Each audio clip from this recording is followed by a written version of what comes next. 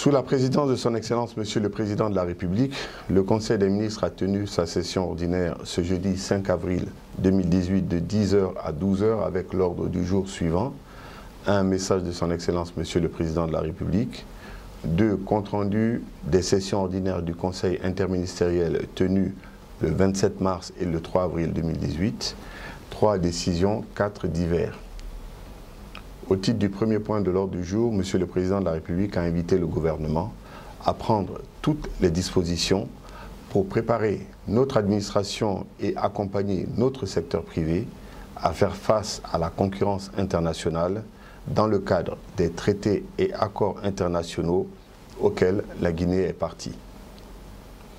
Le chef de l'État a demandé au gouvernement de s'assurer que les budgets des collectivités décentralisées assurant des services sociaux de base soient mis à disposition à temps. Le président de la République, soucieux de la protection de l'environnement, a demandé à la ministre de l'Environnement d'intensifier les efforts de protection de notre patrimoine forestier. Le chef de l'État a instruit les ministres en charge du budget et de la fonction publique d'accélérer le processus de recensement biométrique des fonctionnaires et de produire un rapport d'étape. Le président de la République a rappelé aux ministres en charge de l'énergie de s'appuyer sur l'expertise de la Société financière internationale pour l'élaboration des cahiers de charges à soumettre aux différentes entreprises fournisseurs d'énergie solaire. Au titre du deuxième point de l'ordre du jour, Monsieur le Premier ministre a introduit le compte-rendu des sessions ordinaires du Conseil interministériel tenues les 27 mars et 3 avril 2018. Le Conseil a entendu successivement pour la session du 27 mars, au titre de la communication. Le ministre de l'Énergie et de l'Hydraulique a fait une communication relative à la politique nationale de l'eau. Il a expliqué que l'élaboration du document de politique nationale de l'eau de la République de Guinée répond à un impératif de disposer d'un référentiel national en matière d'eau, à même de faire face aux défis de la gouvernance nationale, sous-régionale et internationale des ressources en eau et du développement socio-économique et environnemental harmonieux et durable du pays. Le ministre a justifié que face aux enjeux de la gestion de l'eau, il est apparu nécessaire au gouvernement guinéen de se joindre à la communauté internationale pour mettre en œuvre une approche novatrice de gestion de l'eau, dénommée gestion intégrée des ressources en eau, fondée sur une vision globale qui tient compte de la dynamique des ressources en eau au sein des espaces naturels. Il a informé que pour une plus grande efficacité dans la gestion des ressources en eau, les orientations stratégiques préconisées sont les suivantes. Recentrer et organiser les missions des acteurs institutionnels et le cadre normatif. Organiser la gestion des ressources en eau selon les principes de la GIR, gestion intégrée des ressources en eau. Faire de l'eau une source de santé et de bien-être social. Faire de l'eau un facteur de paix, de solidarité et de coopération internationale et transfrontalière entre les États de la sous-région ouest-africaine. Le ministre a indiqué que les principaux résultats attendus de la mise en œuvre de la politique nationale de l'eau sont, entre autres, la définition d'un cadre juridique et réglementaire approprié, une proposition concrète de réforme du cadre institutionnel et technique de gestion des ressources en eau, la création d'un environnement favorable à l'investissement dans le secteur de l'eau, la définition d'un ensemble cohérent de stratégies et mesures opérationnelles, la promotion du dialogue entre l'État et les partenaires techniques et financiers. Le ministre a sollicité le soutien des membres du Conseil pour l'adoption du document de la politique nationale de l'eau en Guinée. Au terme des débats, le Conseil a apporté son soutien au ministre et recommandé l'adoption de la politique nationale de l'eau. Il a invité à travailler avec les départements ayant des liens avec l'eau autour des principales fonctions de gestion des ressources en eau, afin de clarifier et surtout de justifier la pertinence de ce recentrage qui est indispensable pour des raisons d'efficacité et de durabilité et d'élimination des conflits de compétences constatés actuellement. Au titre de l'examen de textes, la ministre de l'Action sociale, de la promotion féminine et de l'enfance a soumis à l'examen en deuxième lecture le projet de loi portant promotion et protection des personnes handicapées en République de Guinée. La ministre a indiqué qu'au terme de 2 décennies d'intenses activités de plaidoyer menées par le département et les organisations de protection des personnes handicapées, la question du handicap fait désormais partie des priorités nationales. Cette dynamique est partie intégrante de la politique nationale de protection sociale adoptée par le gouvernement en juin 2017. Elle précise que l'employabilité et l'entrepreneuriat des personnes vivant avec un handicap sont explicitement cités dans les effets attendus du 3e pilier du PNDES. La ministre a affirmé qu'à cause du vide juridique qui devait les protéger spécifiquement, elles sont victimes de plusieurs formes de discrimination, exposées aux railleries, préjugés et stéréotypes dévalorisants. Elles ne bénéficient pas d'opportunités pour faire reconnaître leurs compétences et leur génie créateur. L'image qu'elles renvoient est celle d'une entité sociale impotente, passive, vouée à une mendicité agressive et déshumanisante. La ministre a appelé que la première version du projet de loi portant promotion et protection des personnes handicapées a déjà été examinée en première lecture par le Conseil interministériel, sous réserve de la revue du texte de loi en lien avec tous les articles visés par les observations faites et en rapport avec les engagements pris par notre pays au plan international à travers les conventions et traités régulièrement ratifiés. La ministre a sollicité la solidarité gouvernementale pour soutenir l'adoption de ce projet de loi qui sonne comme la correction d'une forme d'injustice silencieuse collectivement admise.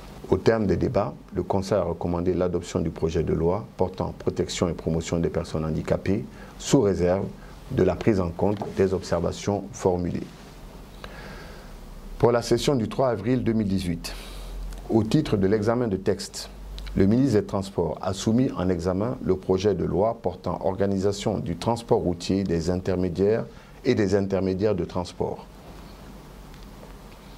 Il a indiqué que le projet de loi décrit la structure du texte ayant pour finalité l'intégration du secteur du transport routier et des intermédiaires dans un espace sous-régional harmonisé en vue de promouvoir une croissance forte pour améliorer le bien-être des Guinéens, opérer la transformation structurelle de l'économie tout en mettant le pays sur la trajectoire du développement durable conformément aux principes du PNDES. Le ministre a affirmé que le secteur du transport en Guinée n'est pas véritablement considéré comme un secteur économique clé. L'ensemble des effets négatifs conduisent à des conditions d'exploitation défavorables, une absence de rentabilité qui rend l'accès au financement quasiment impossible, empêchant la modernisation du parc et décourageant l'investissement productif dans le secteur. Il a expliqué que l'objectif de la loi est de poser les fondements d'un cadre juridique commun à tous les intervenants dans le secteur du transport routier de marchandises et de personnes et de l'intermédiation de transport. La loi précise la nature des activités et organise les conditions d'accès à la profession. Elle crée le Conseil national du transport routier, CNTR, qui est un organe consultatif de concertation et de conseil au gouvernement en matière de politique, de législation et de réglementation du transport routier de marchandises, des personnes et des professions d'intermédiaires du transport. Le ministre a informé que la loi d'organisation du transport routier des intermédiaires de transport prévoit dans son article 102 que les textes réglementaires d'application doivent être pris et publiés dans les 6 mois qui suivront l'adoption de la loi. Au cours des débats, plusieurs observations ont porté sur la nécessité de redimensionner le projet de loi en renvoyant certains aspects à des amendes et à l'application de la loi, élaborer un code de la route, revoir un certain nombre d'articles, prévoir l'examen du permis de conduire, surtout pour les professionnels, tenir compte de la réglementation de l'âge des véhicules, intensifier certaines dispositions relatives aux sanctions, notamment lorsqu'il y a récidive, et aborder les aspects relatifs au tracé des routes et feux de signalisation. Au terme des débats, le Conseil a recommandé l'adoption de ce projet de loi sous réserve de la prise en compte des observations de fond et de forme formulées. Au titre du compte rendu, le ministre des Affaires étrangères et des Guinéens de l'étranger et le ministre du Commerce ont fait un compte rendu conjoint relatif à la signature de l'accord de la zone de libre-échange continentale africaine. Ils ont précisé que ce sommet historique a été précédé de la 18e session extraordinaire du Conseil exécutif le 19 janvier 2018. Le Conseil exécutif a statué sur les questions en suspens qui lui ont été renvoyées par la 5e réunion des ministres africains du commerce et la 2e session extraordinaire du comité technique spécialisé sur la justice et les questions juridiques, notamment sur la nature du secrétariat de cette zone, les réserves à l'accord et le nombre d'instruments de ratification requis pour l'entrée en vigueur de cet accord. Les ministres ont indiqué que le Conseil exécutif, après délibération, a convenu que le secrétariat de la zone de libre-échange continentale africaine sera un organe indépendant, doté d'une autonomie fonctionnelle au sein de l'Union africaine et financé par le budget annuel de l'Union africaine. La clause des réserves interdit toute réserve de l'accord sur la zone. Et enfin, l'accord entrera en vigueur 30 jours après le dépôt du 22e instrument de ratification auprès du président de la Commission de l'Union africaine qui en est le dépositaire. Ils ont informé que la cérémonie solennelle de signature a été rehaussée par la présence de 19 chefs d'État, 2 vice-présidents, 6 premiers ministres et 23 ministres des Affaires étrangères. La cérémonie de signature des actes a enregistré successivement la présence de 44 États membres pour l'accord de la zone de libre-échange continentale africaine, 43 pour la déclaration de Kigali et 27 pour le protocole d'accord sur la libre circulation des personnes et le passeport africain. Notre pays a signé à la fois l'accord sur la zone de libre-échange et le protocole d'accord sur la libre circulation des personnes et le passeport africain et enfin la déclaration de Kigali. Les ministres ont affirmé qu'en vue d'assurer la mise en œuvre réussie et le suivi de la zone de libre-échange continentale africaine et tirer pleinement profit du marché unique africain, il serait nécessaire de mettre en place, sous la tutelle du ministère du Commerce, une commission nationale chargée de se pencher sur toutes les questions relatives à la mise en œuvre et au suivi de l'accord de la zone de libre-échange continentale africaine. Cette commission pourrait être composée de plusieurs ministères, dont celui de l'agriculture, l'élevage, les PIT, les transports, les affaires étrangères, le tourisme et ainsi de suite. Prévoir des ressources pour l'opérationnalisation de cette commission et renforcer la représentativité de l'équipe de négociation. Exécuter des études sur les impacts de cette zone de libre-échange sur l'économie guinéenne afin que les recommandations qui en résulteront aident à entreprendre des réformes idoines. Ces réformes pourraient concerner, entre autres, compenser les quelques pertes de recettes douanières, mettre en place des infrastructures liées au commerce, minimiser les coûts de production pour les PME, améliorer les capacités de production et la compétitivité et attirer l'investissement direct étranger. Au terme des débats, le Conseil a apporté son soutien aux différents ministres et recommandé la mise en place de cette commission nationale pour préparer la mise en œuvre et le suivi de la zone de libre-échange afin de tirer pleinement profit du marché unique africain. Au titre des décisions, à l'issue des débats sur les différentes questions suscitées, le Conseil a décidé ce qui suit. 1. Le Conseil approuve la politique nationale de l'eau présentée par le ministre de l'Énergie et de l'Hydraulique. 2. Le Conseil approuve le projet de loi portant promotion et protection des personnes handicapées en République de Guinée, présenté par la ministre en charge de l'action sociale, sous réserve de la prise en compte des observations formulées. Le Conseil invite la ministre à se rapprocher du secrétaire général du gouvernement pour la mise en forme juridique du texte. 3. Le Conseil approuve le projet de loi portant organisation du transport routier et des intermédiaires de transport, présenté par le ministre en charge des transports, sous réserve de la prise en compte des observations formulées. Le Conseil invite le ministre à se rapprocher du secrétaire général du gouvernement pour la mise en forme juridique du texte. 4. Le Conseil décide la mise en place d'une commission nationale chargée de traiter toutes les questions relatives à la mise en œuvre et au suivi de l'accord de la zone de libre-échange continentale africaine. Au titre des divers, le secrétaire général du gouvernement a informé qu'en prélude à la tenue au mois d'avril de la session de loi de l'année 2018, les ministres devront transmettre les exposés de motifs des conventions, protocoles et accords à l'Assemblée nationale dans les meilleurs délais. Le ministre en charge des télécommunications a informé des actes de sabotage sur certaines installations de télécommunications dans la ville de Conakry à travers des coupures de câbles ou des dépôts et d'incinération d'ordures dans les chambres techniques souterraines. Il a également rappelé que ces actes qui portent atteinte aux installations et à la continuité de fourniture de services de téléphonie et d'Internet sont punis par la loi.